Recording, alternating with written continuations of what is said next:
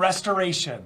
A historic day in Genesee County for not only this community, but this facility. And the reason we're here is because of the good work that's done by Lester Holt from NBC Nightly News, the executive producer and a dear friend of mine, Dan Slepian, as well as Dr. Mark Howard from Georgetown University, who is the director and founder of the Frederick Douglass Project. These individuals came together and allowed this county to have a national and international platform on looking at an issue that is very important to not only people incarcerated and their families, but all communities. I'm Chris Swanson, the sheriff of Genesee County in Flint, Michigan. To my right is Captain Jillian Macy, who's our jail administrator. To my left is Devontae Johnson. He oversees not only in motherly intercession, but fatherly intercession, a third-party partner and a dear friend, and they're going to help roll out what we're going to do starting July the 6th. To my right, I met Percy Glover in 1993. We were young. We came into this area, this environment. We took different paths, but we were brought back. As a returning citizen, you're going to hear from him. He has been a trendsetter, a trailblazer. And Percy's going to talk about what it means to have these jail visits, the in-person visits, to the population. Percy's a full-time county employee at the sheriff's office and a director of community engagement. How did we get here? Because things change. Times change. And in March of this year, I was served a lawsuit as well as another sheriff. With all the good work that we're doing with not only just walking with people and listening to those closest to the problem, but also starting Ignite September 8, 2020, educating individuals within the jail facility, showing that if you do this, it can be replicated, scalable, and we've done that through Ignite, which is the reason why we're in 24% of the states in the country. That Harvard, Brown, and Michigan, they studied the results and they said Ignite works. It keeps people from coming to jail. 23% reduction in recidivism. Reduces jail violence by 49%. But also hiring returning citizens. Hiring Jonelle, Alan Bay, and Percy Glover was not a risk for me, but it was definitely a test for the system. And then ultimately restoring in-person visits. There's not a jail in the state of Michigan that has in-person contact visits. But what's interesting is the Michigan Department of Corrections has contact visits, and so does the Federal Bureau of Prisons. So when this suit came, it's not that we weren't doing things. We were doing in-person visits with motherly intercession on a regular basis, fatherly intercession. We were having Ignite graduations where this media team, which has been a supporter and a megaphone for the good work we're doing, would see those families unite. But we're taking it to a much higher level. And this is something that is done because it's the right thing to do. And because of this evolution, because of decisions being made, and as the sheriff, I accept responsibility from decisions made in the past, even when I was an undersheriff and I wasn't the sheriff. But ultimately, we're going to move forward. And I see the value of having that family connection. I see it when it comes to victims. But before we lay out why we're going to do and what we're going to do, I think it's important to realize that if you create an environment with the incarcerated population that continues to show generation after generation of victimization and addiction, nobody wins. But if you break that cycle and you give trades and you give hope and value and you give people the opportunity like Ignite's doing, or in this case, you restore families because they see the value of bad mistakes. If that happens, then I know that we're going to reduce crime. And reduce crime means reduce victims and broken families. And everybody wins. And the fact that we've made this decision before the lawsuit's even decided, before the court has to order anything, the team that you see here, we have a heart. And we understand and we listen. That's why we're so unique. And when we roll this out in July, the 6th of July, the Saturday, Captain Mason is going to talk about how we're going to do that. I just want you to know that this move was a move that got my attention. It's something that has been accelerated because of the people involved. And I do know from the families that come here, when we see it on fatherly intercession, when those kids come in and they embrace, and when you see it, and I see the families that come into the lobby every day, good families that have children or even parents or somebody that made a bad decision. Because when you look at the population, 9 out of 10 of the people incarcerated in America are addicted or co-addicted. 6 out of 10 struggle with mental illness. Half of them can't read a menu. When we change that culture, that's going to change what everybody's been asking. How do we fix the crime problem? And we're doing it here in Genesee County. So in the end, we're going to open it up to questions with the media. But the decision to do this is happening. And we're going to start July 6th for kids 12 and under with their parents throughout the jail. And then we're going to roll in within the next 60 days, anybody who's 13 and above for our adults. And the partners that we have here, we're going to make it happen. To the staff, we have 90+% of our staff that has no idea what an in-person visit is like.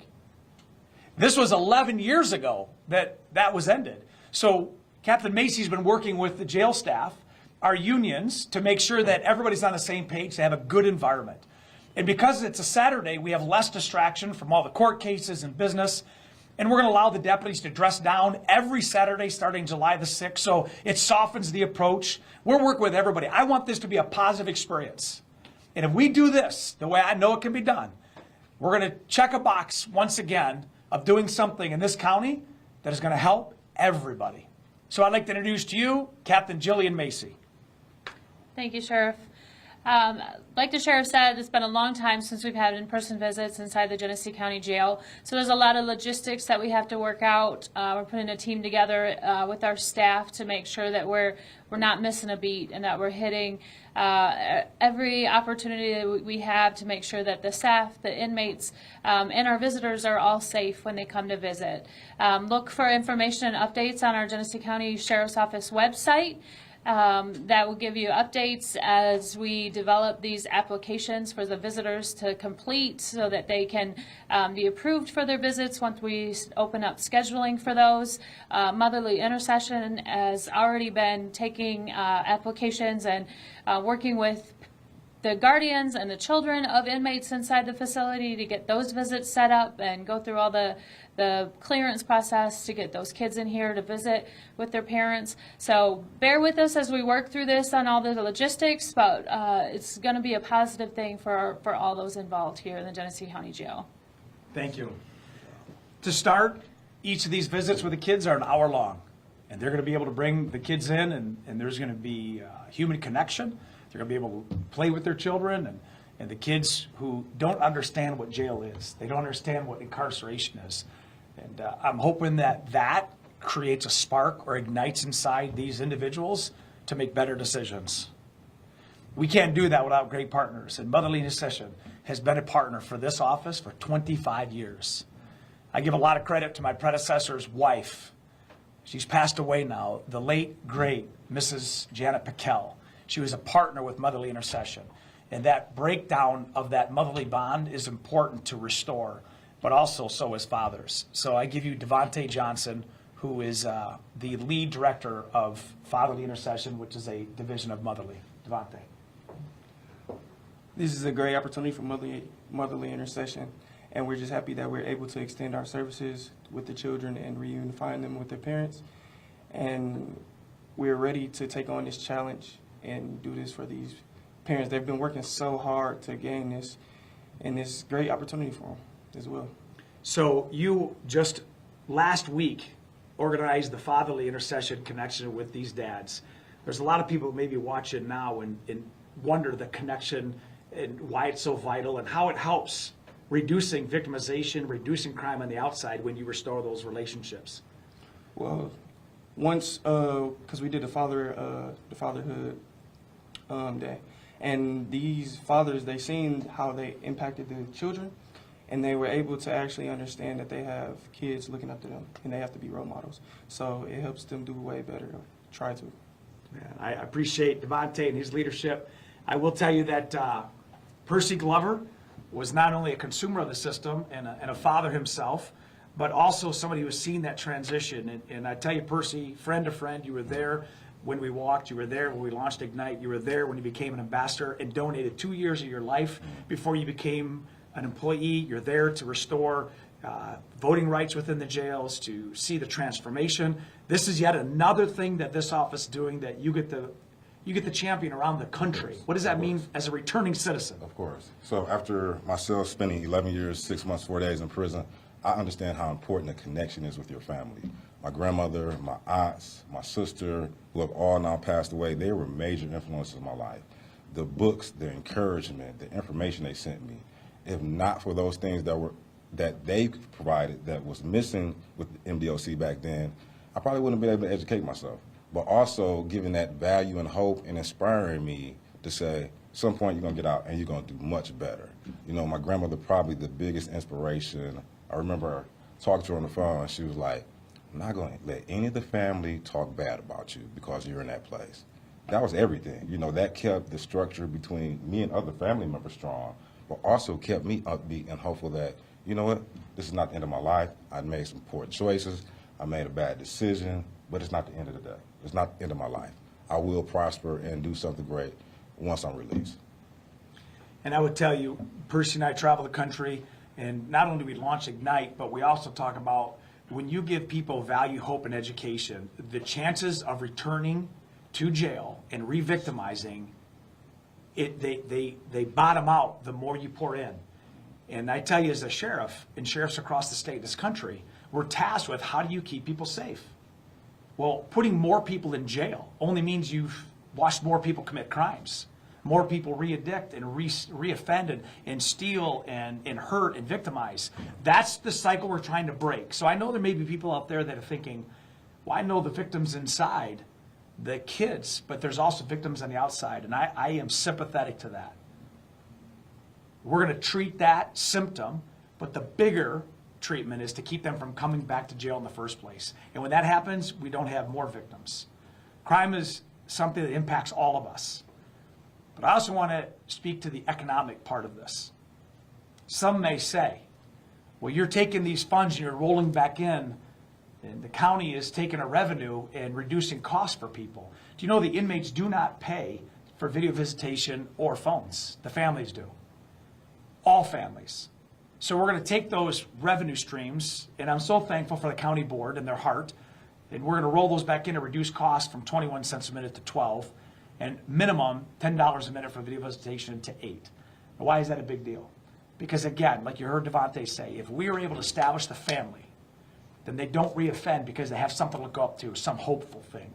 And the greater cost savings, so says Harvard, Brown, and Michigan, is when someone is in Ignite or has hope, 1 month, they reduce the social cost savings, one inmate, 1 month, by $5,600. So if by doing what we're doing and doing more of it, there's an economic value that is unlimited if people don't come to jail. And this office has proven that we will have a fist of iron and a hand of velvet. When it comes to ghost and what we're doing in keeping people safe on the street, we're going to continue to do that. But while they're here, we're going to give them the best chance. So when they leave, they're never coming back. And that's the purpose of Operation Restoration. So there's a lot of things to work through. We are constantly evolving our logistic plan. Captain Macy was here till 9:30 last night putting the packet together, getting this run of show and this logistic SOP done. But there's a lot more work to do. We'd rather start out and build than go big and have to pull back. But one thing's for sure. July 6th, Operation Restoration is in full force. Questions? Yes, live. Is this something that was ever considered leading, over the past 11 years there haven't been in-person visits. Was this something that was ever considered, by you and your office before the lawsuits were filed? Or did that sort of, trigger this issue and prompt you to do this? So the question is, was it considered prior to the lawsuit? Well, we are doing so many things on so many fronts. We were doing a lot of that. But what the lawsuit did is it got my attention. Because when you are put out there and you read what people are saying, they don't know this office, they don't know the staff, and they don't know the heart. So as I told Lester Holt, it certainly jingled the bell. And what I did want to do is have any of what we're doing be a distraction from the good work that we're doing every day.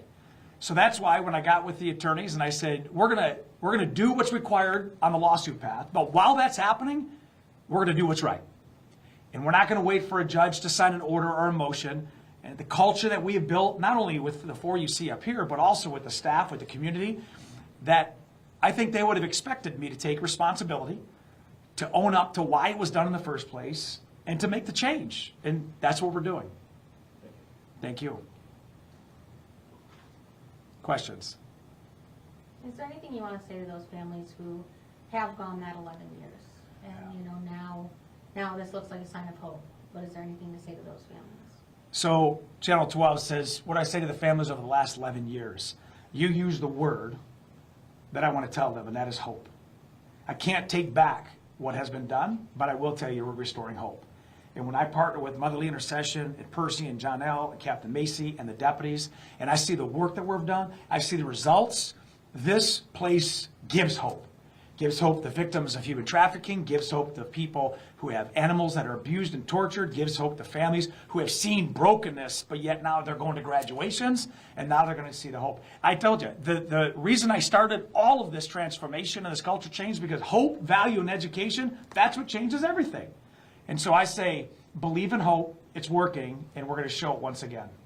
And also, I could chime in, Sheriff. Also, I would like everyone watching and listening to understand that not only myself, Sheriff Swanson, Motherly Intercession, Captain Macy, the entire office, we are a resource for the community.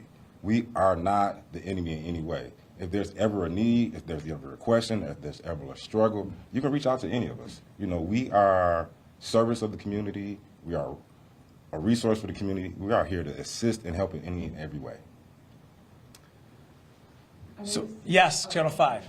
I know you said that no jail in Michigan has in-person visits. Do you know In-person why- contact in- visits. In-person contact visits. Why does this jail not have that? Do you know? Well, because it's become a trend. And when you find that all the jails switch to video visitation, that's a good supplement, but it can't be the primary source of connection. And I was thankful, and we're going to keep video visitation. We're just not going to profit off it. But during COVID, I'm glad that we had this, because you had people that were able to connect to check to see if their loved one was safe. But I think that the fact that we're using both of them, I think others are going to take note of that. And it's like anything else. This has been a big lift for us, because I'm not adding any staff. Captain Macy's not going to get more deputies. We're not going to get more money from the county. So we have to do it what we did, like we did with Ignite. When we launched Ignite September 8, 2020, we didn't add a single staff member. We didn't get a single dollar until 2.5 years after we launched, because all we're doing is shifting the way we do business. So I think that by restoring them, it's a heavy lift to start, but it's going to be something that evens out. I think others will follow. Well, I just want to end on this. And it's the same thing when I launched Ignite. It may not be a big deal until it's your kid, until it's your family member. And that crosses all bounds. And so we're going to keep doing the right thing, and we're going to pivot and adjust, and it can't be done without the support of the community, our media friends, and the people I stand with. Thank you for tuning in.